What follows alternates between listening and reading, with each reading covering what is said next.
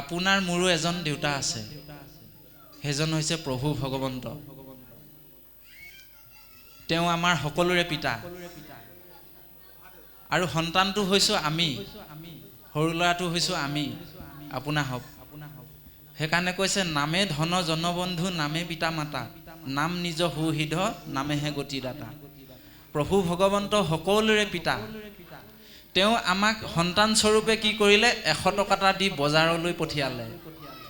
100 টকা মানে হৈছে 100 বছৰ। আপোনাক মোক ভগৱন্তই কৃপা কৰি 100 বছৰ দি পঠিয়াইছে, বজাৰলৈ পঠিয়াইছে, এই সংসাৰৰ বজাৰখনলৈ পঠিয়াইছে আপোনাক মোক। এইখন সংসাৰ, এইখনক বজাৰ বুলি কৈছে।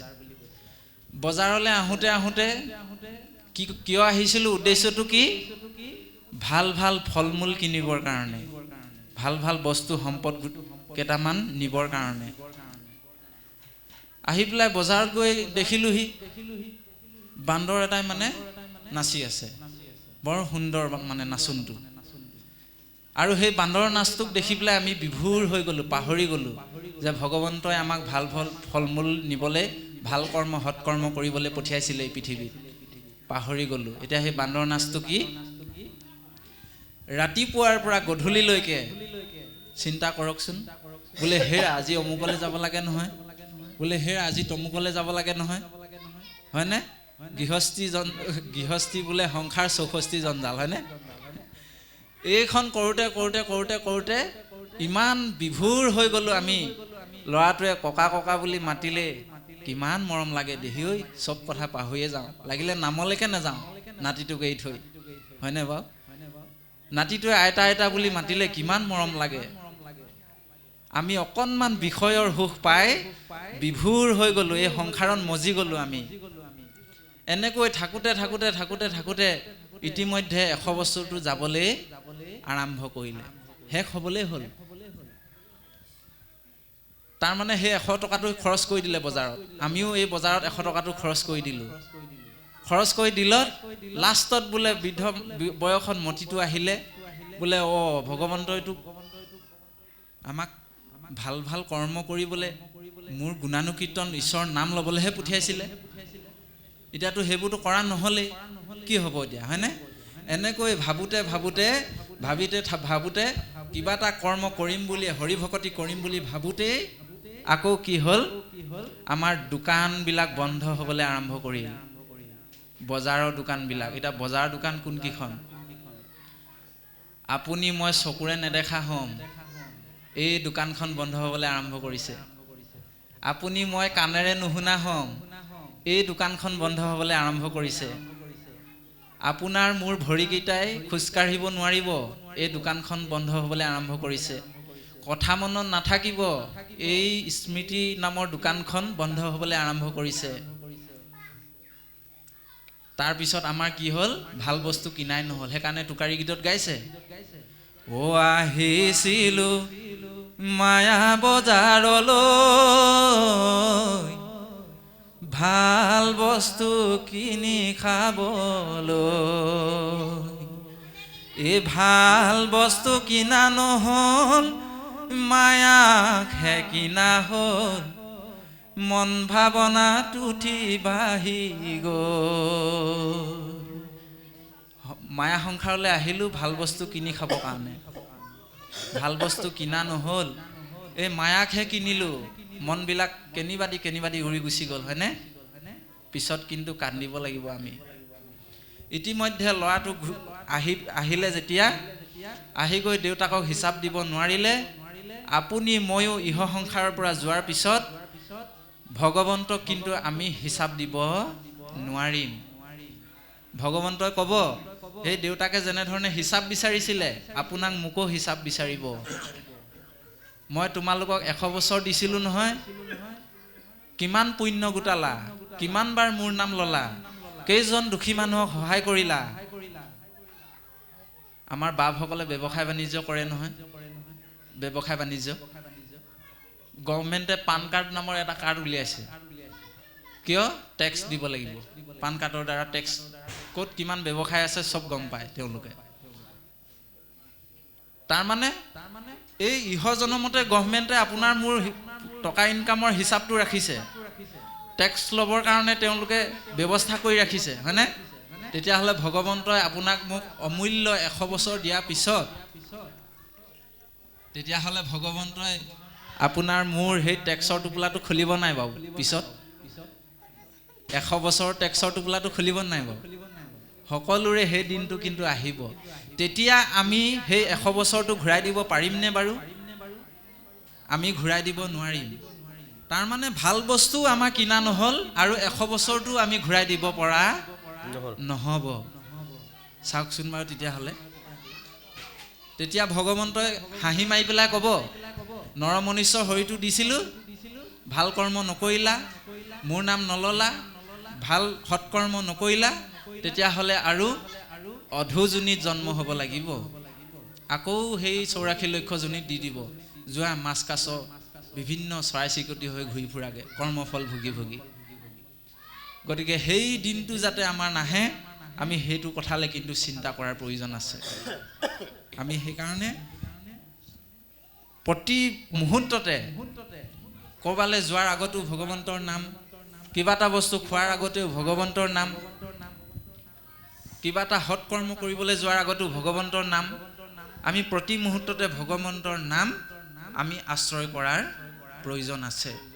সেইকাৰণে ইয়াত বৰ সুন্দৰকৈ কৈছে যে কৃষ্ণ সেৱকৰ পদধূলি লৈয়া মই কৃতকৃত্য ভৈলোঁ, আপোনাভাৱে আজি যিকণ অমৃত পাব, এই অমৃতত পৰমানন্দ পাব আপোনালোকে, হয়নে? ইয়াৰ এই মুহূৰ্তত আপোনাভাৱৰ কাৰোবাৰ মনত বেয়া ভাৱনা আছে জানো? এইখিনি মুহূৰ্তত নাই, কাৰো মনত বেয়া ভাৱনা নাই। কাৰণ ইয়াত স্বয়ং প্ৰভু ভগৱন্তৰ গুণানুকীৰ্তন হৈ আছে, তেওঁৰ নাম অমৃত ইয়াত বৈ আছে। সেইকাৰণে কাৰো মনত বেয়া ভাৱনা নাই। সেইকাৰণে গুৰুজনাই লিখিছে, হৰি নাম ৰখে বৈকুণ্ঠ প্ৰকাশে, প্ৰেময় অমৃতৰ নদী। হৰিনামৰ ৰস বৈ থকাৰ কাৰণে আপোনাভাৱৰ হৃদয়ে হৃদয়ে প্ৰেমৰ নৈখন বৈ আছে বুলি কৈছে। চাওকচোন বাৰু তেতিয়াহ'লে এনেধৰণে আমি যদি পুৱা গধূলি সদায় হৰিনামৰ ধ্বনিৰে গৃহভাগ যদি পবিত্ৰ কৰি ৰাখোঁ, আপোনাৰ মোৰো মন প্ৰাণ আনন্দত উৎফুল্লিত হৈ থাকিব। শাহু বোৱাৰীৰ মাজত কাজিয়া নহ'ব, ককাই ভাইৰ মাজত কাজিয়া নহ'ব, সতি সন্তানে আমাৰ কথা নুশুনা নহ'ব। সকলোকে শ্ৰদ্ধা মান্যতা কৰি জীৱনটো আগুৱাবলৈ চেষ্টা কৰিব। পৰীক্ষিত ৰজাই কি কৰিছিলে? কলিয়ে প্ৰাধান্য দিছিল, কলিৰ প্ৰভাৱত তেওঁ বহুত খং উঠিছিল পানী নিদিয়াৰ কাৰণে শ্ৰমিক মুনি, হয়নে বাৰু? কিন্তু সেই শ্ৰমিক মুনিক ধনুহৰলৈ মাৰিবলৈ লৈছিল, ইমানেই কলিৰ প্ৰভাৱ আহি গৈছিল। কিন্তু তেওঁ ধনুহৰ বধ নকৰিলে, তেওঁ কৰিব নোৱাৰিলে। কিয়? গভীৰ সংস্কাৰ আছিলে তেওঁ। গোটেই জীৱনটোত গভীৰ সংস্কাৰ থকাৰ কাৰণে তেওঁ কিন্তু সেই জঘন্য পাপ কৰ্মটোৰ পৰা বাচি গ'ল। অন্তত অকণমান হ'লে মৰা সাপডাল ডিঙিত আহি দিলে বাৰু। লাষ্টত তেওঁ তেওঁৰ পুত্ৰ ছিংগিমুনিয়ে অভিশাপ দিলে, কিন্তু তেওঁ সেই ঋষি ব্ৰহ্মবধৰ পৰা অন্তত ৰক্ষা পৰিলে। ইমান গভীৰ সংস্কাৰ। সেইকাৰণে মহাত্মা গান্ধীয়ে কৈছে, the future depends on what you do today. আপুনি আজি যি কৰ্ম কৰি আছে সেই কৰ্মৰ ওপৰত ভৱিষ্যত নিৰ্ধাৰণ কৰে। আপুনি আজি যদি ভাল কৰ্ম কৰিছে, সেই ভাল কৰ্মৰ দ্বাৰা আপোনাৰ ভৱিষ্যতটো ভাললৈ আহিব, ল'ৰা ছোৱালীকেইটাও ভালেই হ'ব। কাৰণ ল'ৰা ছোৱালীয়ে আপোনাক মোক অনুসৰণ কৰি আছে, হয়নে? যেনে পৰিৱেশ দিব সেনে পৰিৱেশত ল'ৰা ছোৱালী জ্ঞান হ'ব, জ্ঞান বৃদ্ধি হ'ব। যদি বোলে এই গৰম পানী অকণ খাই আহি বোলে দুইটা আই বাপে যদি তৰা নৰা ছিঙি কাজিয়া লাগি থাকে, সেইটো সন্তানে বাৰু আপোনাক মোক এই বুঢ়া এই বুঢ়ী বুলি ক'বলৈ আৰু বেছি সময় লাগিবনে?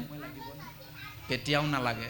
সেইকাৰণে আমি জীৱনটো সাৰ্থক কৰিবলৈ হ'লে এই এনেধৰণে কিছুমান সংস্কাৰৰ মাজেদি আগবাঢ়িব লাগিব। আৰু এনেধৰণে প্ৰভু ভগৱন্তৰ নাম অমৃত আমি তেনেধৰণে বিলাই যাতে সংস্কাৰমুখী এটা পৰিৱেশৰ সৃষ্টি কৰিব পাৰোঁ, তাৰ কাৰণে কিন্তু আমাক এই শাস্ত্ৰসমূহে দৰ্শন দিছে। গতিকে ইয়াত বৰ সুন্দৰ দৰ্শন দিছে যে অদৃশ্য ব্ৰহ্মক যেন পাইবে খোজে যুগ আৰম্ভিয়া জ্যোতি, যদি সাংগে পূৰ্ণ কৰিতে নপাৰে ঈশ্বৰক হৌকমতি, যেন গংগা যাত্ৰী পথে প্ৰাণ এৰে তভু পাৱে তীৰ্থগতি। মানুহৰ জীৱনত দুটাই গুৰুত্বপূৰ্ণ দিন আছে বুলি কৈছে। The two most important days in your life are the day you are born and the day you are find out why. মানুহৰ জীৱনত দুটাই গুৰুত্বপূৰ্ণ দিন আছে। এটা হৈছে তেওঁৰ জন্মদিনটো, যিদিনা তেওঁ জন্মগ্ৰহণ কৰিছিলে সেইটো বোলে জীৱনৰ আটাইতকৈ গুৰুত্বপূৰ্ণ দিন। কাৰণ কিয়? আমি কৈ যোৱাই হ'ল, বহু কোটি জন্মৰ মূৰত মানুহৰ শৰীৰটো পায়। এলা পেচা মানুহৰ শৰীৰ নহয় এইটো দেই। সেইকাৰণে গুৰুজনাই কৈছে, ভকতি নকৰি যদি মনুষ্য শৰীৰটো খোৱা বোৱাতে পঠিয়াই দিওঁ, চিন্তামণি জন্ম হেৰা হাততে হেৰাইলো বুলি পিছত কান্দিব লাগিব আমি। এহে কি কৰিলো ভকতি নকৰি, অন্তকাল পাইলে ক প্ৰভু ৰক্ষা কৰা হৰি।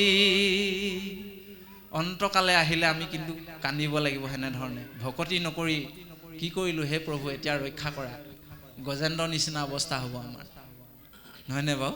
সেইকাৰণে আমি এইখিনিতে বৰ সুন্দৰ দৰ্শন দিছে। গতিকে কবি গোবিন্দ মিশ্ৰই এই মংগলাচৰণ ভাগি ইমানতে বিৰাম দিছে। তাৰপিছত পদলৈ যাব। আমি পুনৰ অকণমান পাঠৰ মাজলৈ যাবৰ কাৰণে সেৱা জনাইছোঁ। পৰম কৃপালু বাবাই সমস্ত। ইতিমধ্যে গীতাৰ প্ৰথমটি অধ্যায় অৰ্জুন বিষাদ যোগ অধ্যায়টি পাঠ হৈছে। আপোনাৰভাৱে সুন্দৰকৈ শ্ৰৱণ কৰিছে।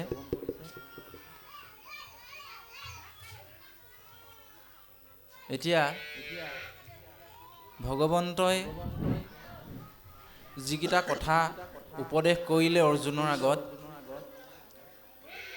এই কথাকেইটা আমি গুৰুত্ব দিয়াৰ প্ৰয়োজন আছে।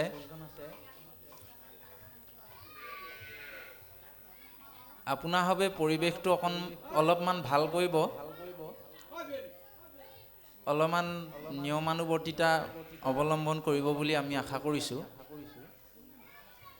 নহ'লে ভগৱন্তৰ নাম অমৃত কোনোবাই কীৰ্তন কৰি থাকিলে আপোনাৰভাৱে যদি বিষয়ী কথা পাতে, তেতিয়াহ'লে অপৰাধ হয়। এই বৈকুণ্ঠ ধামলৈ আহি পুণ্য টোপোলাটো নিম বুলি আহিছে সকলোৱে। গতিকে বিষয়ী কথা পাতি আকৌ যাতে পাপৰ টোপোলাটো আপোনালোকে লৈ নাযায়, তাৰ কাৰণে আপোনাৰভাৱৰ চৰণত আমি সেৱা জনাইছোঁ।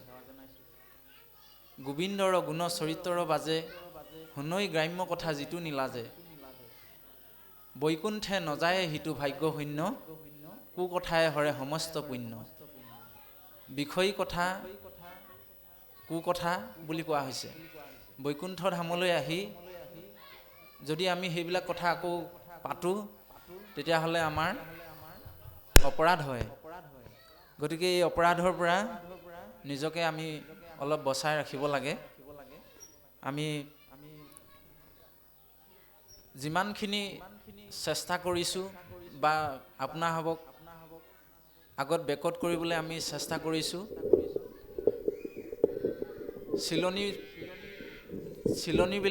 চিলনী চৰাইৰ পাখিবিলাক ডাঙৰ ডাঙৰ, কিন্তু ঘৰচিৰিকাৰ পাখিবিলাক সৰু সৰু। চিলনীৰ পাখি ডাঙৰ হ'ল বুলিতে ঘৰচিৰিকাই আকৌ নোৰাকৈ নাথাকে, হয়নে বাৰু? শক্তি সামৰ্থ্য অনুযায়ী সি সিমান দূৰহে ঘৰচিৰিকাটো উৰিবলৈ চেষ্টা কৰে। গতিকে আপোনাৰভাৱে আমাক ঘৰচিৰিকা বুলিয়ে ভাবিব। আমাৰো ভগৱন্তই যেনেধৰণে হৃদয়ত থাকি মতি দিব, আমি তেনেধৰণে কথাকেইটাহে আলোচনা কৰা হ'ব। আপোনাৰভাৱক আগতেও কৈছোঁ। সেইকাৰণে হাবশেষে কথা কোনে কহিবে স্বৰূপে, যেন পক্ষী উৰয় প্ৰসাৰয় অনুৰূপে। সেই ঘৰচিৰিকাটিৰ ডেউকা যিমান শক্তি থাকিব সেই সিমান দূৰে উৰিব। আমাৰো একেই অৱস্থা। গতিকে আপোনাৰভাৱে যিকেইটা কথা শুনে অকণমান গুৰুত্ব সহকাৰে শ্ৰৱণ কৰিব বুলি আমি আশা কৰিছোঁ আৰু আপোনাৰভাৱৰ চৰণত সেৱা জনাইছোঁ। কৃষ্ণ। এতিয়া কুৰুক্ষেত্ৰৰ যুদ্ধৰ আগমুহূৰ্তত সেই বিশাল সৈন্যবাহিনী তৈয়াৰ হ'ল আৰু তাতে কি হ'ল, কুৰুবংশ আৰু পাণ্ডৱৰ যিসকল সেনা আছিল এই সেনাসমূহ সন্মুখী হৈছে সেই কুৰুক্ষেত্ৰত গৈ। আৰু তাতে গৈ সেই বিষয়টো ধৃতৰাষ্ট্ৰৰ আগত সঞ্জয়ে প্ৰকাশ কৰি আছে। আপোনাৰভাৱে জানে কথাটো, যে সঞ্জয় সুধিছে যে সেই সঞ্জয়, কুৰু পাণ্ডৱৰ যুদ্ধৰ পৰিস্থিতি কেনেকুৱা মোক জনাব লাগে। তেনেধৰণে কওঁতেই সঞ্জয়ে আৰম্ভ কৰিছে যে বিভিন্ন ধৰণৰ কিছুমান অস্ত্ৰ শস্ত্ৰৰ কথা কৈছে, দুয়ো দলৰ সেনাপতিসকলৰ কথা কৈছে, তেওঁৰ পুত্ৰ দুৰ্যোধনৰ কথা কৈছে, যে দুৰ্যোধনে পাণ্ডৱৰ সেনাসকলক দেখি অলপ ভয়তে কম্পমান হৈছে আৰু কম্পমান হৈ তেওঁ সেই গুৰু দুজনাৰ ওচৰলৈ গৈছে, দ্ৰোণাচাৰ্য আৰু ভীষ্মৰ ওচৰলৈ গৈছে কথা পাতিবৰ কাৰণে। এইখিনি কৰিছে আৰু তাৰপিছতে সেই ধৃতৰাষ্ট্ৰই আকৌ প্ৰথমতে নিজৰ সন্তানৰ কেইটা কথাহে সুধিছে। নিজৰ মানে যিকেইটা সৈন্যদল সেই সৈন্যদলৰ কথাহে প্ৰথমতে সুধিছে। তাৰমানে আৰম্ভণিৰ পৰাই ধৃতৰাষ্ট্ৰ পক্ষপাতী আছিল। তেওঁ পুত্ৰমোহত পৰি পুত্ৰসকলৰ কাৰণে বেছিকৈ চিন্তা কৰিছিল, ছাপোৰ্ট কৰিছিল। সেইকাৰণে তেওঁ প্ৰথমতেই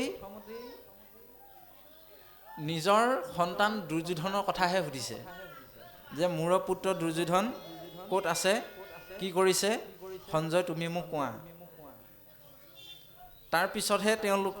তাৰপিছত সেইখিনি কোৱাৰ পিছত তেওঁ কৈছে যে ভীম, অৰ্জুন, নকুল, সহদেৱ এইসকলৰ বৰ্ণনা দিছে।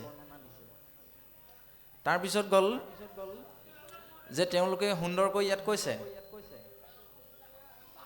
কৃপবৰ্মা, অশ্বস্থমা, দুঃশাসন, কৰ্ণ যে বিকৰ্ণ, ভূৰিশ্ব বা ভগদত্ত। ইয়াত ক'লে যে তাৰ আগতে এটা শব্দ লগালে, আমাৰো দেখিও মুখ্য বীৰগণ। হয়নে বাৰু? ধৃতৰাষ্ট্ৰই ভাবিছিল যে আমাৰতো ইমান মুখ্য বীৰবিলাক আছিল, পাণ্ডৱৰতো 5জনহে আছে, গতিকেনো তেওঁলোকে ক'ত হৰুৱাব পাৰিব, হয়নে নহয়? তথাপিতো কিন্তু তেওঁ এটা কথা জানিছিল যে ভীম পৰম বীৰ আছিল বা অৰ্জুন পৰম বীৰ আছিল, এই কথাটো কিন্তু ধৃতৰাষ্ট্ৰও জানিছিল। সেইকাৰণে তেওঁলোকে সেই ধৃতৰাষ্ট্ৰই সেই ভীম অৰ্জুনৰ কথাও খবৰ লৈছে। এনেধৰণে বিভিন্ন ধৰণে সেই পৰিৱেশটোৰ বৰ্ণনা দিছে সঞ্জয়ে ধৃতৰাষ্ট্ৰৰ আগত। তাৰপিছত তেওঁলোকে নিজৰ শংখবিলাক বজাইছে, যুদ্ধৰ আগত শংখধ্বনি কৰিছে। এনেকৈ থাকোঁতে অৰ্জুনে ৰথৰ ওপৰত বহি ভগৱান কৃষ্ণৰ লগত সেই ৰণস্থলীত উপস্থিত হৈ সোঁমাজলৈ গৈছে, যে প্ৰভুক কৈছে, প্ৰভু তুমি মোৰ ৰথখন ৰণক্ষেত্ৰৰ সোঁমাজত ৰাখা, ময়ো চাওঁচোন আমাৰ বিপক্ষে কোনসকল যুঁজিবলৈ আহিছে। তাৰপিছত তেওঁ ক'লে, সেই যুদ্ধলৈ যোৱাৰ আগমুহূৰ্তত তেওঁ দুপাত অস্ত্ৰৰে গুৰু দুজনাৰ দুখন মানে চৰণত তেওঁ সেই দুপাত অস্ত্ৰ নিক্ষেপ কৰিছে। তাৰমানে ইয়াতো এটা মৰ্যাদা আছে। তেওঁ যুদ্ধ কৰিবলৈ গৈছে হয়, কিন্তু গুৰুক স্মৰণ কৰি লৈছে, সেইখিনি মুহূৰ্তটো শ্ৰদ্ধা কৰি লৈছে। যেতিয়া এই কৰ্মটো কৰি তেওঁ সেই ঠাইত উপস্থিত হৈ দেখা পালেগৈ যে গোটেইবিলাক দেখোন মোৰ পৰিয়াল, গোটেইবিলাক দেখোন মোৰ ঘৰৰ শহুৰ, কোনোবা ভতিজা, কোনোবা পিতামহ, কোনোবা গুৰু, কোনোবা মোৰ মানে ভাই ককাই এই সমস্তখিনি অৰ্জুনে দেখি তেওঁ মানে কি হ'ল, সকলো শৰীৰ কম্পি লোম শিহৰিল, শৰীৰটো কম্পন হ'বলৈ আৰম্ভ কৰিলে। মই দেখোন মোৰ নিজৰ পৰিয়ালটোকে ধ্বংস কৰিবলৈ আহিলোঁ, হয় নহয় বাৰু? এনেধৰণে সংশয় হোৱাত তেওঁ ধনুখন হাতৰ পৰা খহি পৰিছে। আৰু খহি পৰিলত তেওঁ ভগৱন্তক কৈছে যে হে প্ৰভু, মই এইসকলক বধ কৰি কেনেকৈ ৰাজ্যভাৰ দায়িত্বত ল'ম? এওঁলোকক বধ কৰিলে মোৰ মহাপাপ নহ'বনে?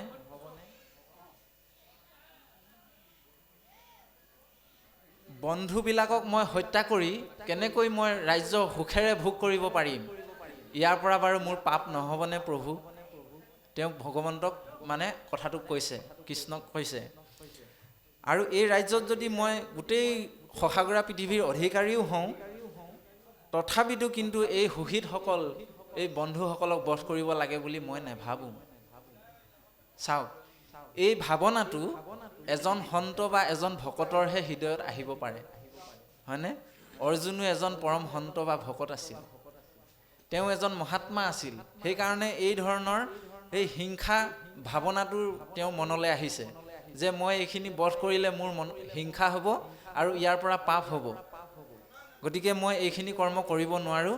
সেই কৃষ্ণ মোৰ গান্ধী তলত খহি পৰিছে, এই বুলি কৈছে।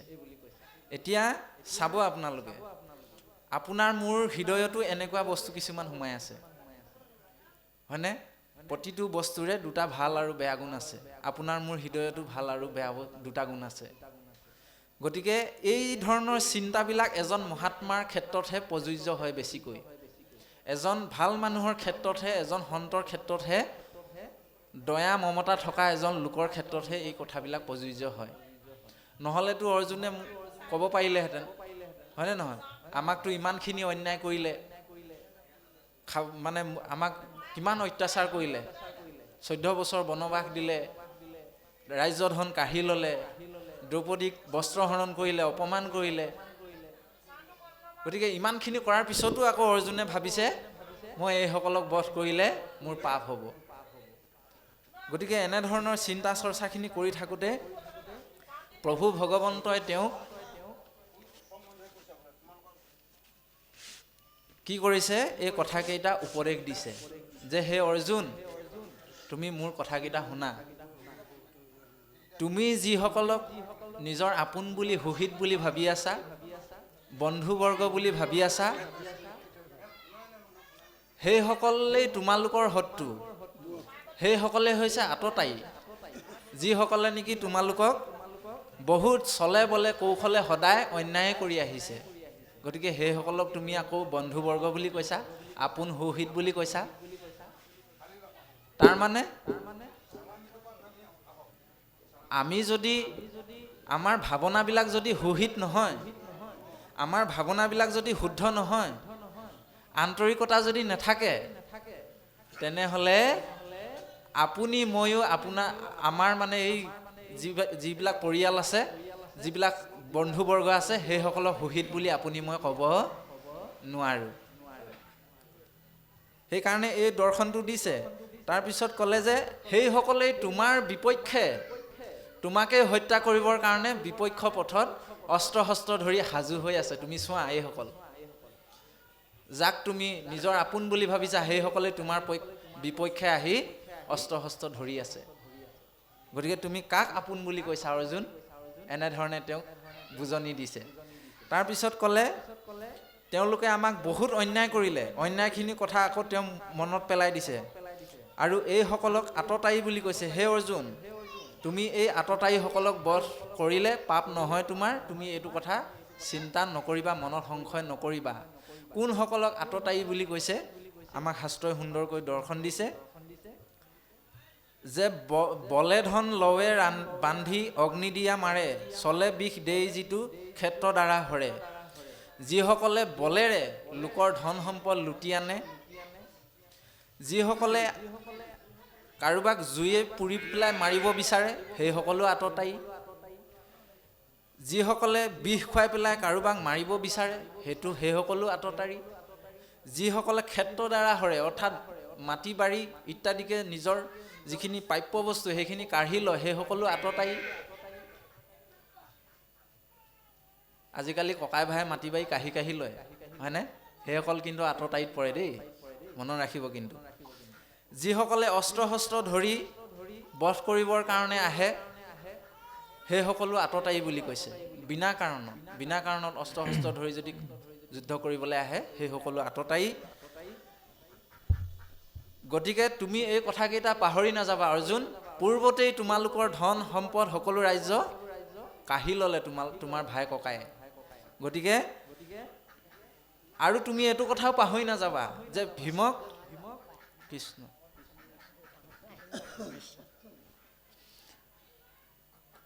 তুমি এই কথাটো পাহৰি নাযাবা যে ভীমক বিহ লাৰু খুৱাই পেলাই মাৰিবলৈ বিচাৰিছিল। তুমি পাহৰি গ'লা নি এই কথাটো? তেতিয়াহ'লে তুমি কাক সুহিত বুলি কৈ আছা, নিজৰ বুলি কৈ আছা? জতুগৃহত তোমালোকক অগ্নি দি জ্বলাই পুৰিব ধৰিছিল, সেইটো কথা পাহৰি গ'লা নেকি? মনত পেলাই দিছে। গতিকে এইসকলক সাংগে পাংগে ধৰি এইসকল মুঠতে আততায়ীতেই পৰে। হে অৰ্জুন, আততায়ীসকলক বধ কৰিলে তোমাৰ কিন্তু পাপ নহয়। এনেধৰণে তেওঁ ভগৱন্তই অৰ্জুনক কৈছে যে হেন জানি কৌৰৱক বধিতে যোৱাই, আততায়ী বধে দুখ তিলমাত্ৰো নাই।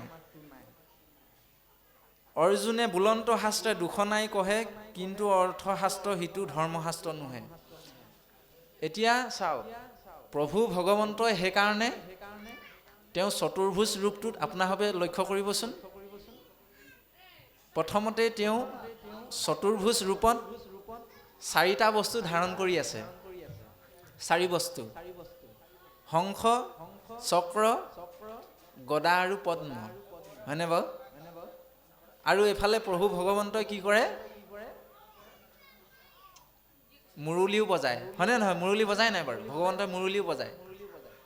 এতিয়া ইয়াত আধ্যাত্মিক দৰ্শনটো আমি এনেধৰণে বুজিব পাৰোঁ যে প্ৰভু ভগৱন্তই সকলোখিনি নিজে সৃষ্টি কৰিছে যদিও তেওঁ কিন্তু ভকতসকলক উদ্ধাৰৰ হেতু কিছুমান কাৰ্যপন্থা হাতত লয়। আৰু সেই কৰ্মখিনিকে কৰিবলৈ তেওঁ বিভিন্ন জনৰ হতুৱাই বা তেওঁৰ ভকতসকলৰ হতুৱাই সেই কৰ্মখিনি সম্পাদন কৰে। এতিয়া তেওঁ কি কৰিছে?